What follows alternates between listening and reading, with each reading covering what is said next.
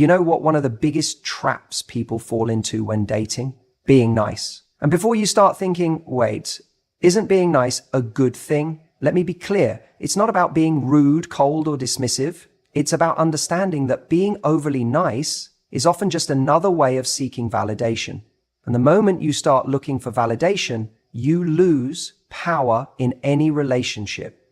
Think about it. How many times have you been overly accommodating, always saying yes when you really wanted to say no? How often have you laughed at a joke that wasn't funny, agreed with an opinion you didn't fully believe in, or bent over backward just to make someone like you?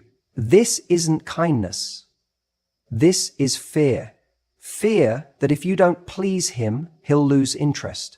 But here's the truth. The more you chase someone's approval, the less they value yours. Attraction isn't built through being easy, agreeable, or always available. It's built through confidence, self-respect, and a sense of value in yourself. When you're constantly giving without considering your own needs, you're essentially telling someone, I need you to like me because I don't fully like myself. And that's not an energy anyone finds attractive. What people respect, what makes them sit up and take notice, is someone who owns their worth without needing external confirmation. Let's flip the script. Imagine you meet someone you're incredibly drawn to. Now imagine that instead of bending to fit their world, you stand firm in your own. You say what you actually think, not what you think they want to hear. You express your standards without apology. You don't over-explain or justify yourself. You let them come to you instead of overextending to earn their time. That shift alone makes all the difference, because here's what happens when you stop seeking validation. You become the person who naturally commands it. Suddenly, you're not the one wondering, does he like me? Instead, you're observing, do I like him? That subtle but powerful shift changes the way people experience you. It moves you from a position of chasing to a position of choosing. Now, I'm not saying you should be indifferent or play mind games. This isn't about manipulation. This is about showing up as someone who values their time, their opinions, and their standards. If you feel the need to be overly nice just to keep someone interested, ask yourself, do I actually like this person, or do I just like the idea of being liked? Because there's a big difference. When you stop trying to prove your worth, you start radiating it. When you stop putting someone else's comfort above your own needs, you create a dynamic where respect and attraction can actually grow. People, especially men, are drawn to confidence, not arrogance, but that quiet, unshakable certainty that says, I know who I am, and I don't need external validation to confirm it. And here's the irony. The moment you stop needing validation is the moment you start getting it effortlessly. The person who doesn't need to prove anything is the one who holds the most influence in any dynamic. And that's not just true in dating, it's true in life. So if you find yourself constantly trying to be liked, trying to be agreeable, trying to be the nice person that never ruffles feathers, stop. Instead, start being the person who owns their worth and watch how the energy shifts in your favor. If you always accommodate, always say yes, always go along with what he wants, thinking that's the way to win him over, you're setting yourself up for disappointment. Not because kindness is a weakness, but because kindness without boundaries is a fast track to being taken for granted. We've been told that being agreeable, easygoing, and low management will make us more attractive. That if we don't ask for much, if we go with the flow, if we don't create waves, then we'll be the kind of woman he wants to stay with. But what actually happens? He starts to see you as someone who's always available, always there, always bending to his needs. And when someone gets used to you being there no matter what, they stop valuing you. It's not about playing hard to get. It's about showing that you have a life, a sense of self, and a level of respect for your own time and energy. A lot of people think setting boundaries means being aggressive, being difficult, or pushing people away. That's not it.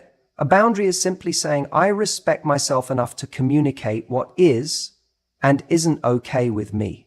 When you don't do this, you end up in situations where you feel resentful, unappreciated, and emotionally drained, all because you were afraid to say, no, that doesn't work for me. You see this all the time in dating. You're talking to someone new and they cancel plans last minute. You tell yourself, It's okay, things happen, even though it bothers you. Then it happens again and again. But instead of addressing it, you smile and pretend it's fine, hoping that by being understanding, he'll appreciate you more. But what does he actually learn? That you're okay with it, that there are no consequences to treating you as an afterthought. And suddenly, you're not a priority, you're an option. If you don't set boundaries, you're leaving it up to someone else to decide how much respect you receive. And here's the problem with that. People will always take the path of least resistance, not because they're bad, but because it's human nature. If someone can get away with putting in the bare minimum and still have you around, they will. That's why you need to teach people how to treat you. And the way you do that isn't by hoping they'll just figure it out. It's by making it clear from the start. You don't have to be mean. You don't have to argue. You just have to be direct. I don't like when plans are cancelled last minute. If you're serious about seeing me, I need more consistency. And then, this is key, you have to back it up with action. If he keeps cancelling, you don't keep making plans. If he disrespects your time, you don't reward him with more of it. If he's inconsistent, you match his energy by investing less, not to play games, but to send a message. I value myself too much to settle for this. Think about the people in your life you respect the most. I guarantee they are people with strong boundaries. You know what they will and won't tolerate. You don't take advantage of them not because they're unkind, but because they have a strong sense of self. That's what makes them magnetic. And that's what makes a woman irresistible, not just to a man, but to the world. When you start setting boundaries, something interesting happens. People who only wanted to take advantage of you will drift away. And that's a good thing. Let them go. But the right people, they will rise to meet your standards. Because when a high-value woman demands respect, the right man will be more than happy to give it. So stop worrying that saying no will scare him off. The only thing it will do is filter out the wrong ones faster, and that is exactly what you want. She sat watching the world go by. Something caught her eye. It wasn't so much its color or shape, but the way it was moving. She squinted to see if she could better understand what it was and where it was going, but it didn't help. As she continued to stare into the distance, she didn't understand why this uneasiness was building inside her body. You know what the real problem is? People think being nice is what makes someone stay. But here's the truth. Nice is forgettable. It's safe. It's comfortable. And while there's nothing wrong with being kind, there is a huge difference between being kind and being overly nice. When you're overly nice, you're not being attractive, you're being predictable. And what happens when something is predictable? And what happens when something is predictable? It becomes boring, familiar, expected.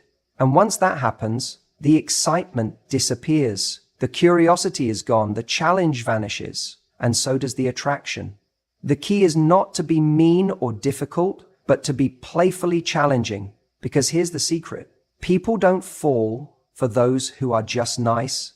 They fall for those who bring energy, excitement, and a little bit of unpredictability into their lives.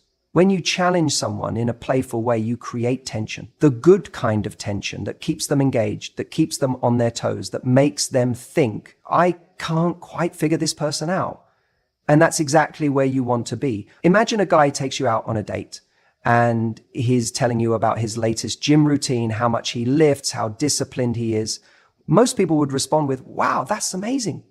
You're so strong. But what if instead you smirked and said, that's cute, but can you do all that and still carry 4 grocery bags in one trip? Instantly, you've turned a simple conversation into something engaging. You've made it fun. You've added a little challenge.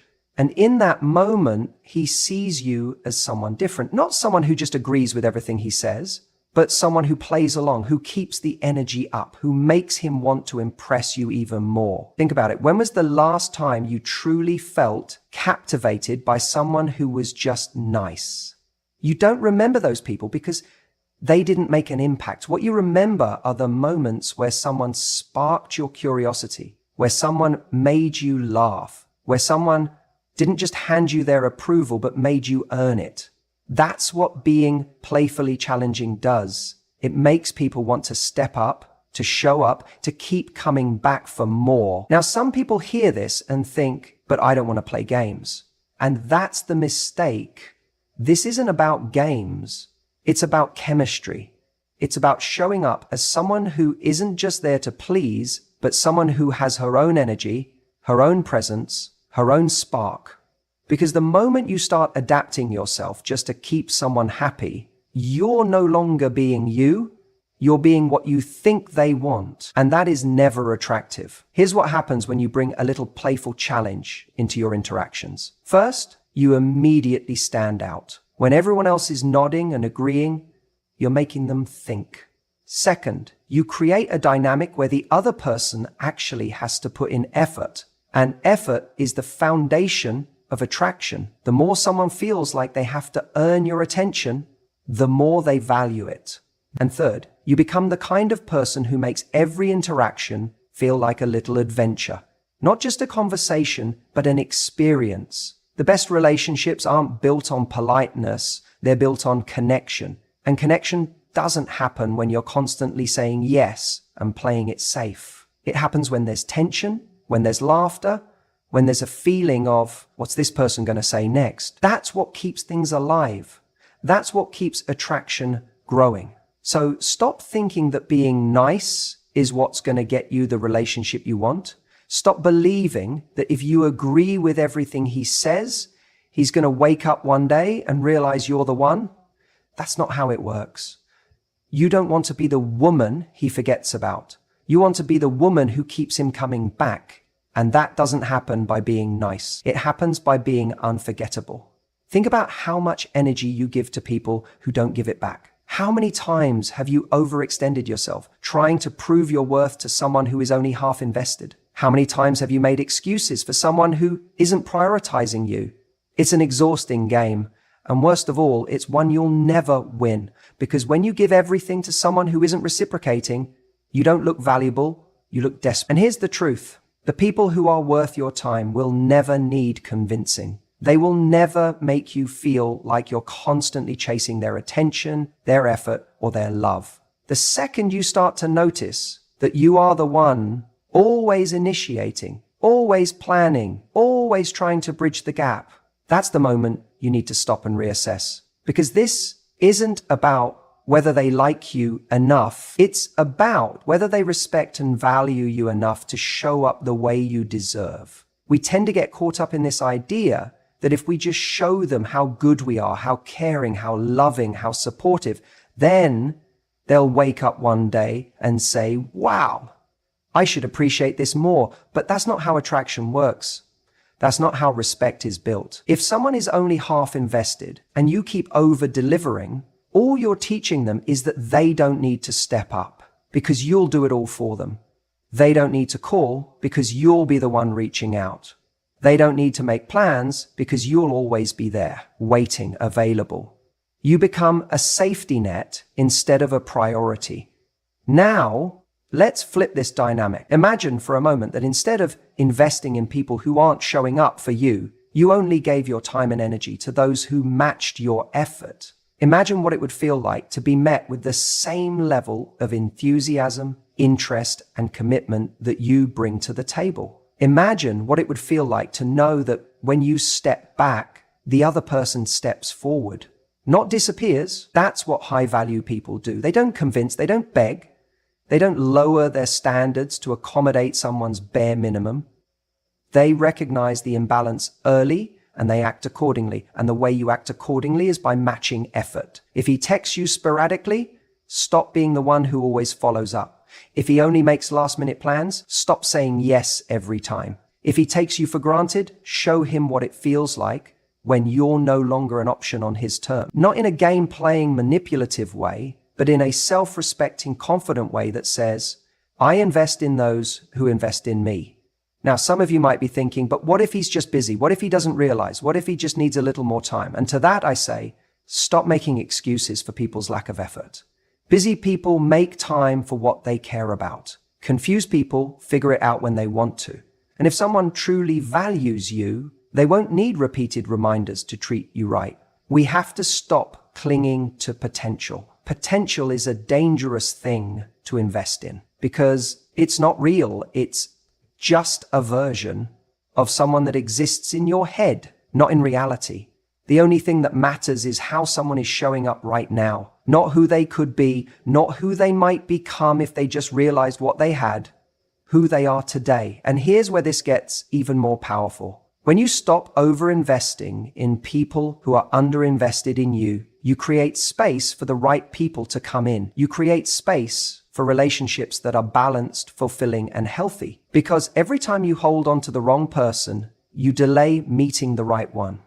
So the next time you find yourself over-explaining, over-giving, or over-accommodating, take a step back. Ask yourself, is this effort being matched? Or am I just afraid of losing something that was never really mine to begin with? And if the answer is the latter, it's time to redirect that energy back to yourself. The moment you stop proving your worth and start expecting mutual effort is the moment everything changes. The right people won't need to be convinced. They'll just show up. Stop worrying about scaring him off. That fear, that hesitation, it's exactly what keeps you stuck in situations where you're not getting what you want. How many times have you held back, swallowed your words, or downplayed what you truly felt just to avoid rocking the boat? You didn't want to seem too demanding, too intense, too much. So instead, you stayed quiet. You convinced yourself, maybe if I'm patient, if I just wait a little longer, he'll come around. But let me ask you something. Has waiting ever made a man suddenly wake up and treat you better? Has silence ever translated into respect? No. What it does is teach him that he never has to step up because you won't say anything. You won't challenge him. You won't risk losing him. And that's the biggest mistake you can make. The irony is the very thing you fear, losing him, is already happening the moment you start playing small. When you stop voicing what you need, when you settle for crumbs and call it a meal, you're slowly fading into the background of his life. And then one day you wake up and realize you've molded yourself into someone you don't even recognize. Someone who says, I don't need much. I'm easygoing, whatever works for you. But deep down, you do need something. You do have wants. You do have standards. You're just not saying them out loud. So let's flip the script. Instead of being afraid to lose him, be afraid to lose yourself. Be afraid of the time wasted, the energy spent on someone who was never truly meeting you at your level. Be afraid of looking back and realizing you never asked for what you deserved because you thought it would push him away. Here's the truth. If stating your needs makes him pull back, good. Let him go. That's not a loss. That's a win. Because the right man, the one who's actually worth your time, won't be scared off by your standards. He won't run when you say, this is what I need in a relationship. He won't disappear when you show him that you know your worth. He'll rise to meet you. But he can only rise to meet you if he knows where you stand. If you're unclear, if you're always bending, shifting, accommodating, then he doesn't see a woman with a strong presence. He sees a woman who will settle. And the second he knows you'll settle, he stops trying. He stops pursuing, stops appreciating, stops valuing you. You've seen it happen. In the beginning, he was making an effort. He was thoughtful. He was present. He wanted to impress you. And then somewhere along the way, the dynamic shifted.